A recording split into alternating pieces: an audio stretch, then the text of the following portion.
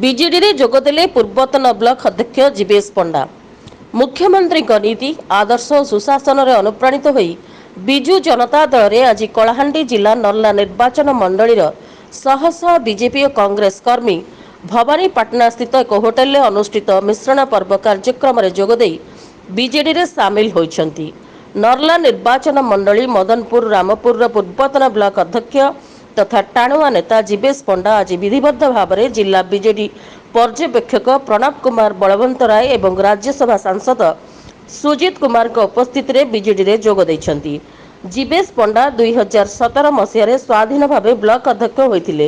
ପରବର୍ତ୍ତୀ ସମୟରେ ନବୀନ ପଟ୍ଟନାୟକଙ୍କ ସୁଶାସନରେ ଅନୁପ୍ରାଣିତ ହୋଇ ଆଜି ଭବାନୀପାଟଣା ସହରରେ ଏକ ବିଶାଳ ଶୋଭାଯାତ୍ରାରେ ନିଜର ଶହ ଶହ ସମର୍ଥକମାନଙ୍କ ସହ ଆସି ବିଜେଡିରେ ସାମିଲ ହୋଇଛନ୍ତି। ଏହି ମିଶ୍ରଣ କାର୍ଯ୍ୟକ୍ରମକୁ ରାଜ୍ୟ ଛାତ୍ର ବିଜେଡି କାର୍ଯ୍ୟକାରୀ ସଭାପତି ଅବିନାଶ ଠାକୁର ପରିଚାଳନା କରିଥିଲେ।